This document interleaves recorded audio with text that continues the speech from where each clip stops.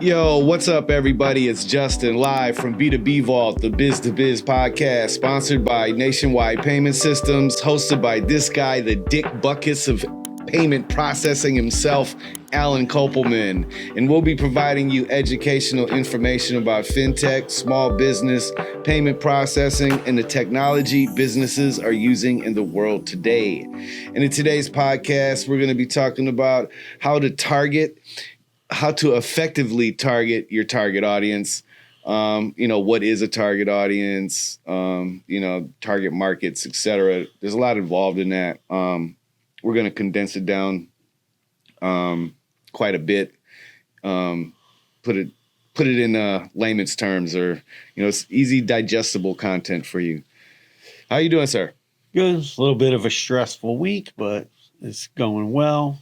Indeed. Yeah. So lots of stuff going on. Lots of stuff going on in the world. Yep. It's a sad time. Anyway, man, life's good. I'm here. I woke up. Hey, rest in peace to Dick Buckus. That was a tongue twister. That was a tough. That's a tough intro to make with Dick Buckus in there. A lot of syllables. You don't want to mispronounce the legend's name. So. But yeah, man, rest in peace. He was a great football player. Dick Buckus, I mean, he obviously, was very mean. I wasn't. I was still a thought when he was playing football. But I don't know if he was playing even when I was a little boy. Maybe he was, but I don't remember. But I just remember he was super tough. He was born in 1980.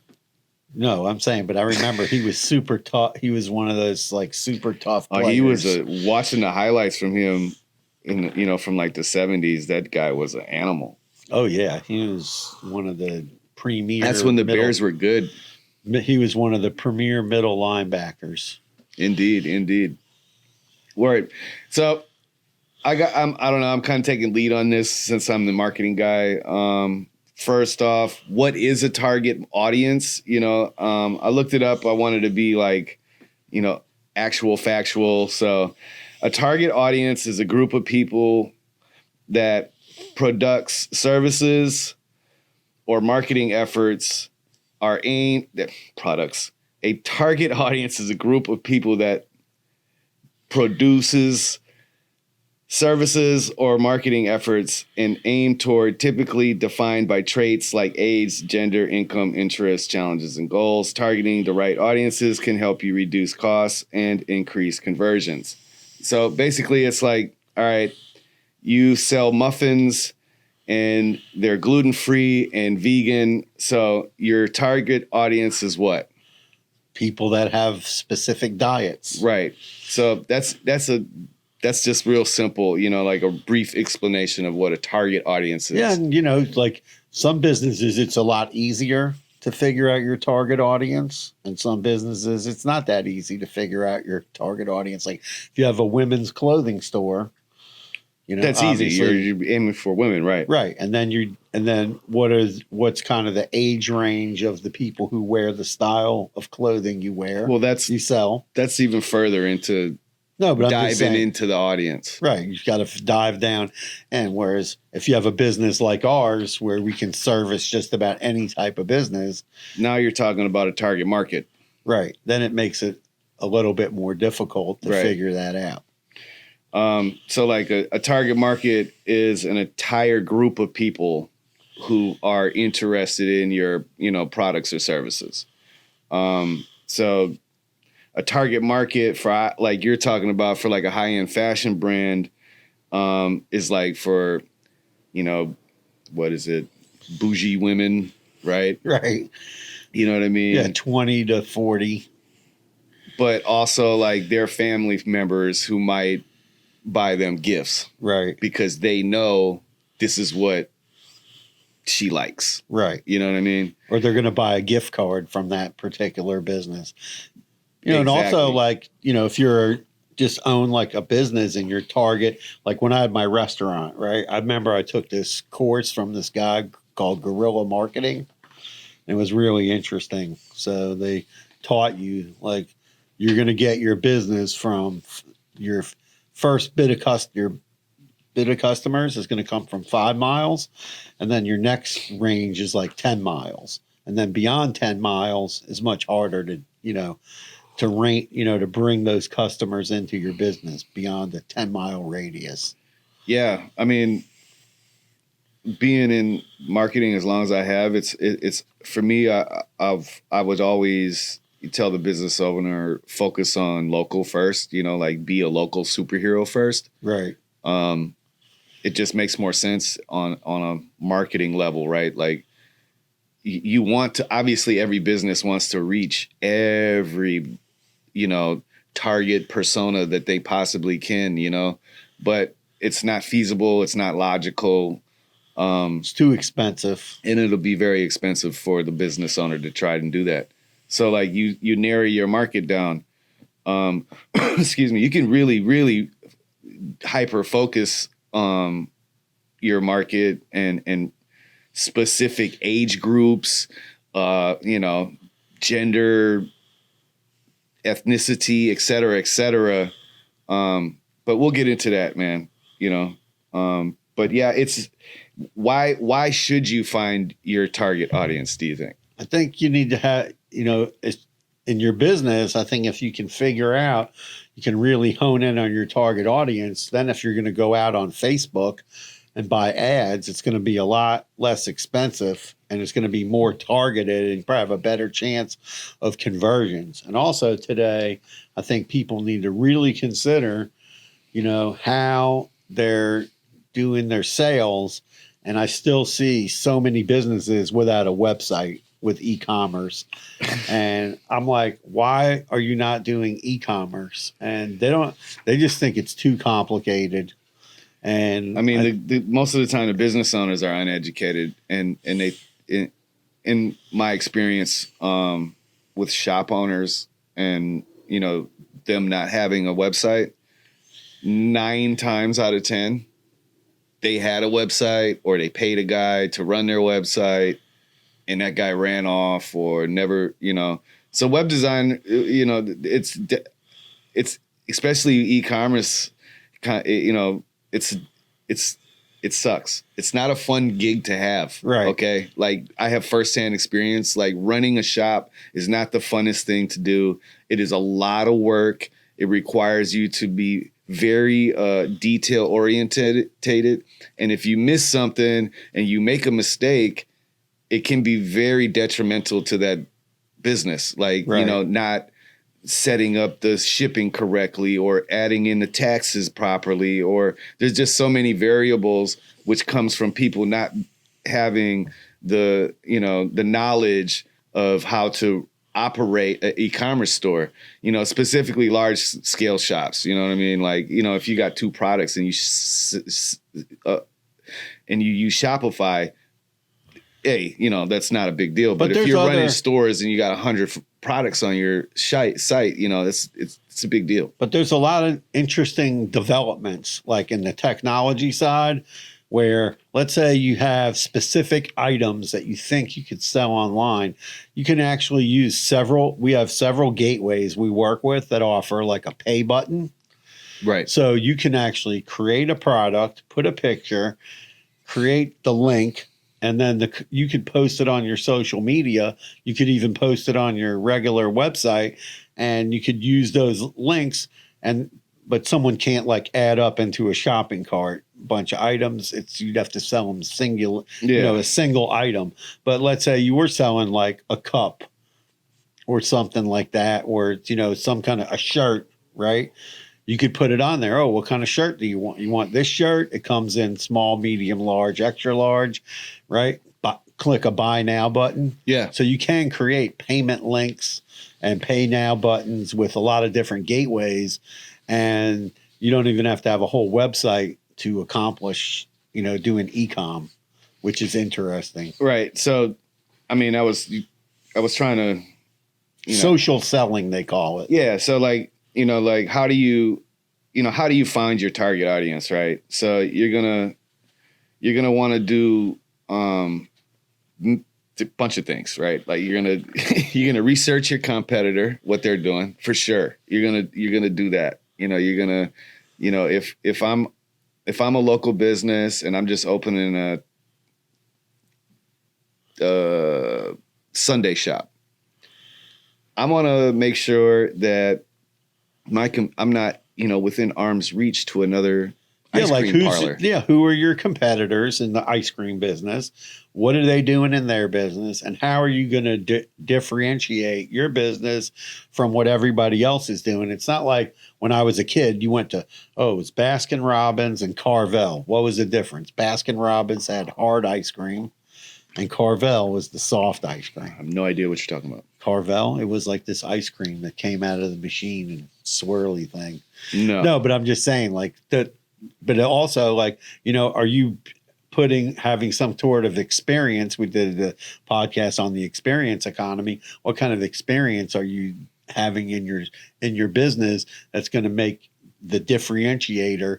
Why are you going to come here? Or even if they're at an auto repair shop, what's going to get people to come to Justin's Auto Repair versus Alan's Auto Repair? Yeah, I mean, so you're going to, with that, right? Like researching your competitors, there's a bunch of ways you could do that. Obviously, the simple way is just Google it, see what's around your location or what's, if there's a bunch of businesses like yours in your city, maybe it's not, right? That's not going to be your target market. You're going to want to search outside of that, right? But then you're going to want to use your website. Your website, you can attach Google Analytics.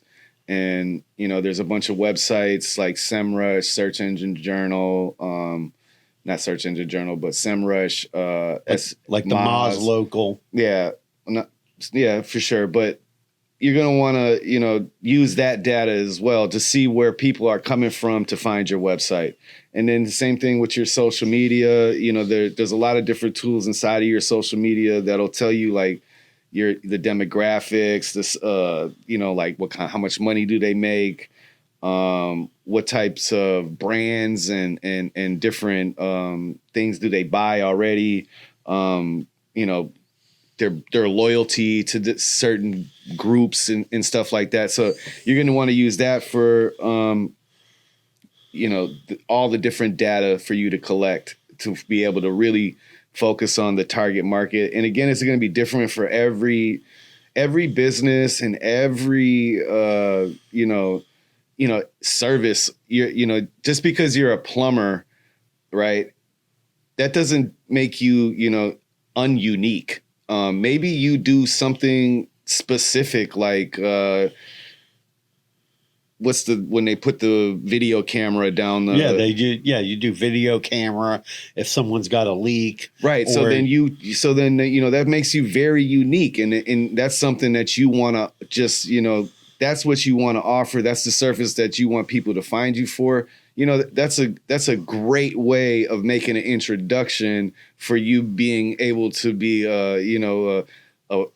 someone that is respected and trustworthy in your industry. This guy came, he video cameraed my problem, and we got into this next. I'm gonna hire this guy. You know what I mean? And then boom, boom, boom. So you don't always have to like go for the whole enchilada right off top. There's a bunch of ways that you can reach your target audience with the different services or just different unique selling points that your business has. Yeah, you want to develop like, we have like what, like if you're selling to, like air conditioning guys, like I get emails all the time. Oh, we can service your air conditioner, but recently I got one from a company that says, when we come out and service your air conditioner, they listed everything they did. And they also change out your UV light. Nice. Included in the service. And a lot of people especially since COVID, everybody wanted to put UV light on their air conditioner because it kills germs. But whether or not that's true or just a big selling point, right? I don't know. Nobody I've never heard of that in my life either. What, the UV light on the AC units? That's crazy. You gotta, you have to figure out. Yeah. No, you have to figure out like, is that, if you're in a neighborhood that's maybe upscale, then people are going to have UV lights on their air conditioning. Or maybe you're in a neighborhood where there's big houses that you want to service and they have 2 air conditioners. Right. So maybe you have a special price for homes that have 2 air conditioning units. Man. I would not want a house that big, not with the No, I'm just saying if you now. have like a 5 bed, some of these. But there's a bunch of bedroom- different ways how to find your so you can also, you can conduct surveys. We're kind of all over the place on how to find the target audience. Yeah, you have to come up with different do other ways. You have to definitely, figure it out, right? So you can do some surveys. You can ask questions. You can do webinars. You can do, go to local trade contests, trade shows, that type of way. And then, then you figure out, all right, so my age group is 40 years old. They're business owners. They live in the suburbs. Their annual income is $42,000, and they wouldn't live in the suburbs if they lived in it. So let's say their annual income is $100,000, and they have 6 kids. Well, they have 6 kids.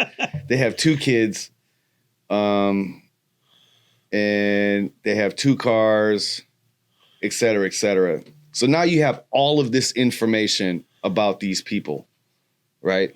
Yeah. So how do you target them? Yeah, you could go actually like if you go to I'm asking you a question. So how do you target them? For like a local business, you can go to a company that sells mailing lists, and you can actually go in there and give them that data, and then say, here's the zip codes. How many people are in these zip codes that meet this criteria? Believe it or not, and you can get that list. Mailers are coming back because sending mail has gotten so cheap. So I shouldn't have said that, but yeah, that's something.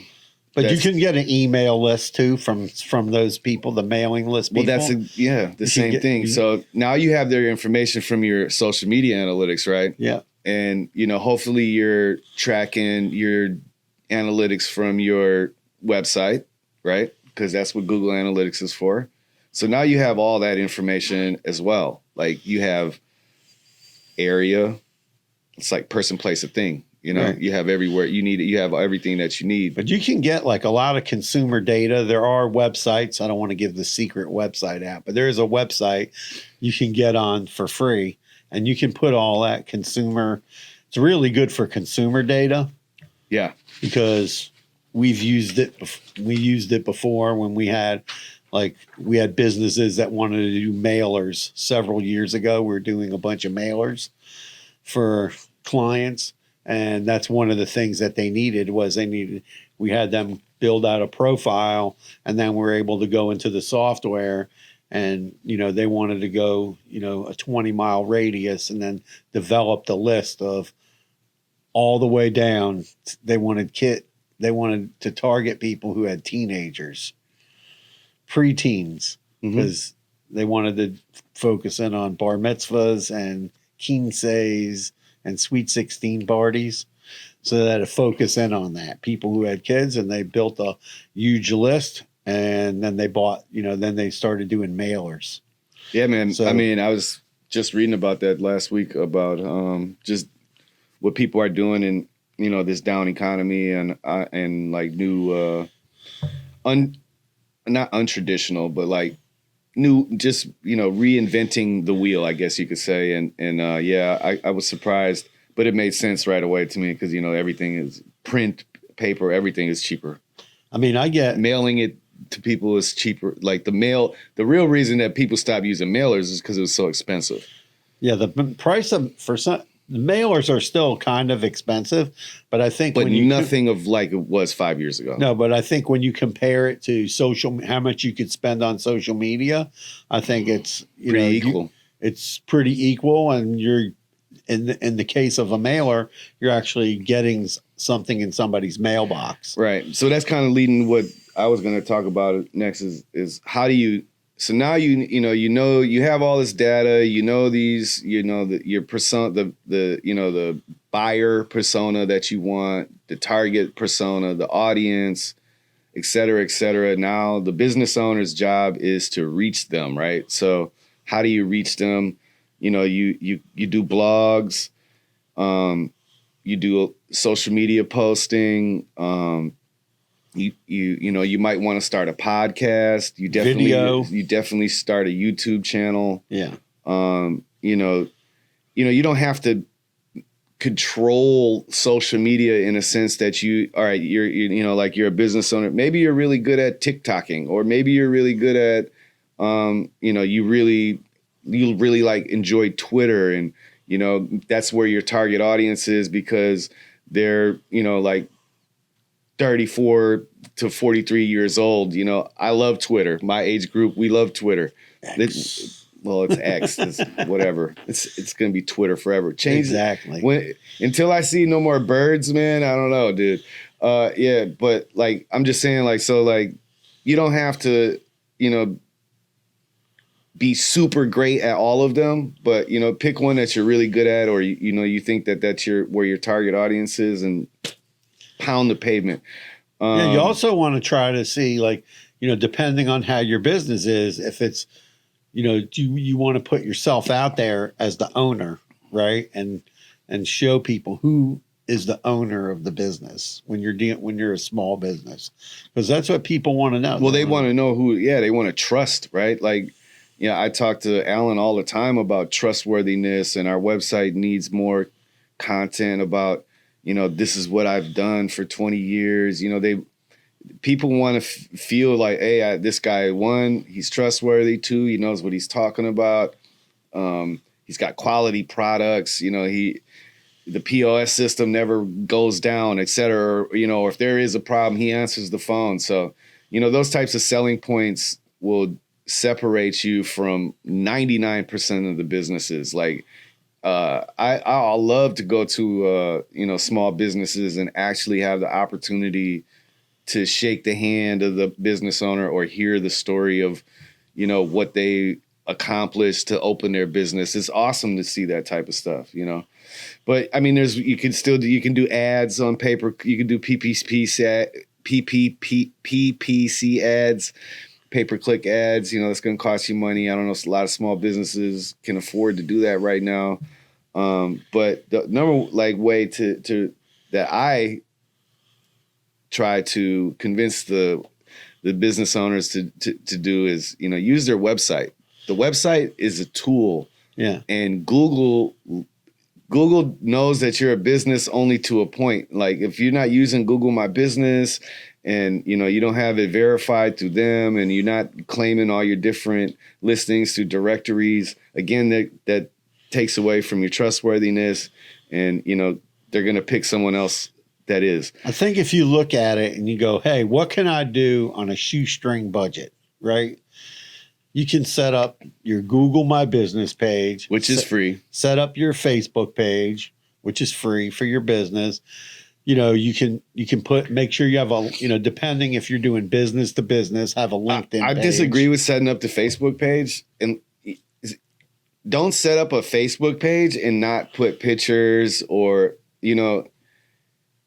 just claiming the page isn't doing nothing for your business. No, you got to post on it. You got to put a couple of posts every week on there. Yeah, man. You got to do the knowledge, know what it is, like know you have to make a commitment. The dimensions of all the other stuff, like the featured image, the profile picture, have a bunch of product pictures ready to upload so that and then you can, be done and walk away with it for a while. But I'd highly suggest not to just go and,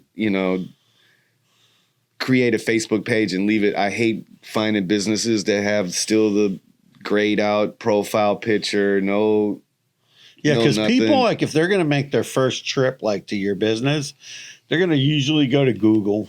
They're going to Google your business. I'm Googling your business. And then they're going to go look and see who's in the area, if there's any reviews. I'm not a review person, because I think certain businesses get a lot of reviews and other businesses don't get a lot of reviews. Yeah. I mean, so like restaurants tend to get tons of reviews. Like I said, it's going to be different. Especially if you have a niche market, like some very specific, like, cotton socks or something. You know what I mean? I don't know. Like, what's something that like there's a guy in my area. Something niche, man. He has a gluten-free bakery.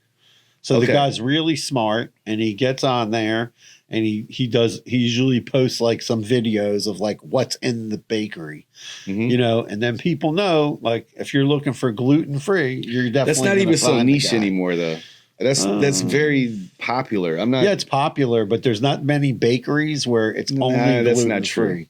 Not They have in Fort gluten free Lauderdale. stuff. Oh, okay. Well, out by There's a bunch of bakeries that is gluten free. Everything's, you know, like vegan, gluten. Yeah. So I don't know.